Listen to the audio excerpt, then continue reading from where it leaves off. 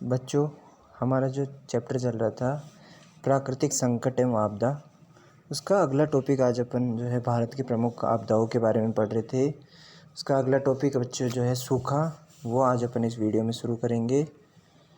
सूखा एक ऐसी स्थिति को कहा जाता है सूखा जब लंबे समय तक कम वर्षा होती है या अत्यधिक वाष्पीकरण और जलाशयों तथा भूमिगत जल के अत्यधिक प्रयोग से भूतल पर जल की कमी यानी ज़मीन पर अगर पानी की कमी आ जाती है तो वो कहलाता है सूखा। सूखा एक जटिल परिघटना है जिसमें कई प्रकार के मौसम विज्ञान संबंधी एवं अन्य तत्व जैसे वृष्टि यानी बरसात, वाष्पीकरण यानी जल का वाष्प के रूप में उड़ना,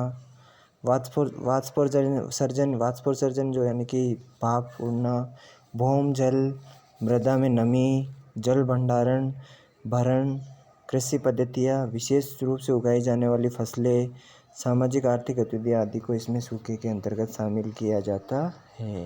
यानी सूखा किसे कहेंगे? जब बरसात का ना होना जिससे कि पृथ्वी पे पानी की कमी हो जाती है वो कहलाता है सूखा। ये बाढ़ क्षेत्र मैंने बता दिया था पिछले वीडियो में। अब सूखा भी बच्चों एक प्रकार का नहीं होता है, बहुत से प्रकार रहते हैं सूखे के। तो सूखे के प्रकार में देखना, सूखे के प्रकार पहला है मौसम विज्ञान संबंधी सूखा। यह एक ऐसी स्थिति है जिसमें लंबे समय तक अपर्याप्त वर्षा होती है और इसका सामयिक और स्थानिक वितरण भी असंतुलित रहता है, वो कहलाता है मौसम संबंधी सूखा। फिर होता है कृषि सूखा। इससे भूमि आर्द्रता सूखा भी कहा जाता है। मिट्टी में आर्द्रता की कमी के कारण फसलें मुरझा जाती है। जिन क्षेत्रों में 30% से अधिक कम बोए गए क्षेत्र में सिंचाई होती है उन्हें सूखा भी प्रभावित नहीं माना जाता है। फिर है जल विज्ञान संबंधी सूखा। यह स्थिति तब पैदा होती है जब विभिन्न जल संग्रहण जलाशय वगैरह सूख जाते हैं, झीलें वगैरह सूख जाती है तो वो कहलाता है जल विज्ञान संबंधी सूखा। जब कृषि में सूखे का प्रभाव पड़ता है तो वो सूखा संबंधी। मौसम विज्ञान में जिसमें लंबे समय तक बरसात नहीं होती वो, और जल विज्ञान में जब जलाशय वगैरह में पानी नहीं हो पाता वो कहलाता है जल संबंधी सूखा। फिर है पारिस्थितिक सूखा। यह प्राकृतिक पारिस्थितिकी तंत्र में जल की कमी से उत्पादकता में कमी आ जाती है और परिणाम स्वरूप पारिस्थितिकी तंत्र में तनाव आ जाता है। यह क्षतिग्रस्त हो जाता है जो पारिस्थितिक सूखा कहलाता है। फिर अब भारत में सूखाग्रस्त क्षेत्र देखना। भारतीय कृषि काफ़ी हद तक मानसून पर निर्भर रहती है। भारतीय जलवायु तंत्र में सूखा और बाढ़ जो है महत्वपूर्ण तत्व है। कुछ अनुमानों के आधार पर अगर देखें तो भारत में कुल भौगोलिक क्षेत्र का 19% भाग और जलवायु का 12% हिस्सा हर वर्ष सूखे से प्रभावित होता है। यानी 19% ज़मीन हर साल भारत में सूखे से प्रभावित रहती है और 12% जनसंख्या जो है सूखे की चपेट में आती है। देश का लगभग 30% प्रभावित क्षेत्र सूखे से प्रभावित हो सकता है, जिसमें 5 करोड़ लोग इससे प्रभावित होते हैं। प्राय यह देखा गया है कि जब देश के कुछ भागों में बाढ़ कहर ढा रही होती है उसी समय दूसरे भाग में जो है सूखे से लोग जूझ रहे होते हैं। यह मानसून में परिवर्तनशीलता और व्यवहार में अनिश्चितता का परिणाम है। सूखे का प्रभाव भारत में बहुत व्यापक है, परंतु कुछ क्षेत्र जहां ये बार बार पड़ता है वहां असर अधिक और सूखे की तीव्रता के आधार पर 3 क्षेत्रों में बांटा गया। भारत में जहां सबसे ज़्यादा सूखा होता है वो क्षेत्र देखना। पहला, अत्यधिक सूखा प्रभावित क्षेत्र। इसमें अपना राजस्थान राज्य प्रमुख रूप से आएगा। राजस्थान में ज़्यादातर भाग, विशेषकर अरावली के पश्चिम वाला भाग जो है वहाँ पे मरुस्थल, और गुजरात में कच्छ का क्षेत्र जो है सूखे से सबसे ज़्यादा प्रभावित रहता है। राजस्थान में जैसलमेर और बाड़मेर ज़िलों में सबसे ज़्यादा सूखा देखने को मिलता है रेगिस्तान की वजह से। यहाँ 90 मिलीमीटर से कम औसत वार्षिक वर्षा होती है। फिर अधिक सूखा प्रभावित क्षेत्र में देखना, इसमें राजस्थान के पूर्वी भाग आएंगे, मध्य प्रदेश के ज़्यादातर भाग इसी में आते हैं, महाराष्ट्र के पूर्वी भाग भी इसी में आएंगे, आंध्र प्रदेश के अंदरूनी भाग, कर्नाटक का पठार, तमिलनाडु के उत्तरी भाग, झारखंड का दक्षिणी भाग और उड़ीसा का आंतरिक भाग इसी क्षेत्र के अंतर्गत आता है।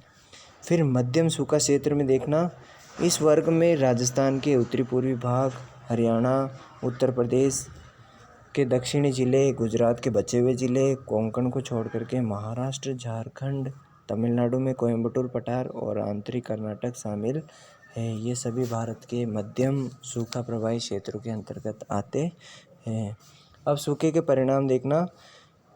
जैसा कि आप सभी को पता है, सूखे के परिणाम क्या हो सकता है। नुकसान होता है फसल का, पर्यावरण समाज में सूखेपन का सोपान देखने को मिलता है, फसल बर्बाद हो जाती है। पर्यावरण और समाज पर सूखे का समापन प्रभाव पड़ता है। फसलें बर्बाद होने से अन्न की कमी हो जाती है, जिसे अकाल कहा जाता है। चारा कम होने की स्थिति भी शुरू हो जाती है। इससे पहले एक मैप देख लेते हैं बच्चों। ये यहाँ सबसे ज़्यादा सूखा होता है राजस्थान और गुजरात में। फिर उसके बाद ये मध्य प्रदेश का कुछ इलाका भी जहाँ सूखा देखने को मिलता है।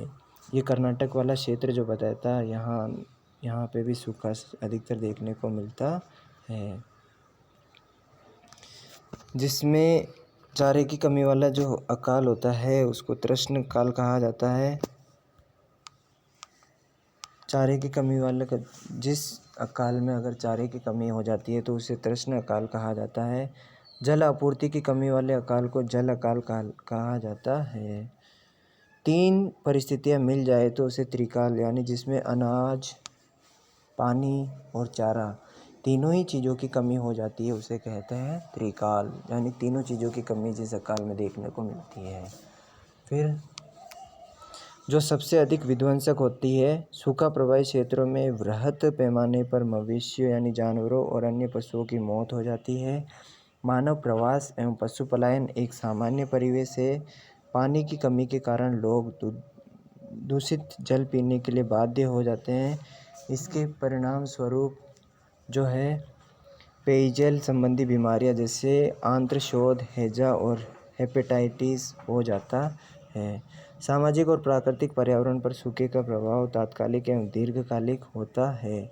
इसीलिए सूखे से निपटने के लिए तैयार होने की योजनाओं को ध्यान में रखकर बताना चाहिए। सूखे की स्थिति में तात्कालिक सहायता से सुरक्षित पेयजल, दवाइयाँ और पशुओं के लिए चारा तथा जल की उपलब्धता एवं लोगों को सुरक्षित स्थानों तक पहुंचाना चाहिए। सूखे से निपटने के लिए दीर्घकालिक योजनाओं में विभिन्न कदम उठाए जा सकते हैं, जैसे भूमिगत जल भंडारण का पता लगाना कि यहाँ पे ग्राउंड लेवल वाटर जो है कितना है। जल अधिक के क्षेत्र अल्प जल वाले क्षेत्रों तक पहुँचाना चाहिए। जहाँ पे पानी अधिक है उनको कम पानी वाले क्षेत्रों तक पहुँचाना चाहिए। जलाशयों का निर्माण करना चाहिए ताकि बरसात के पानी को इकट्ठा किया जा सकते। नदियों को जोड़ने के बाद द्रोणियों को पहचान तथा भूमिगत जल भंडारण की संभावना का पता लगाना चाहिए। सुदूर संवेदन और उपग्रहों से प्राप्त चित्रों का प्रयोग करना चाहिए। सूखा प्रतिरोधी फसलों के बारे में प्रचार प्रसार सूखे से लड़ने के लिए एक दीर्घकालिक उपाय है।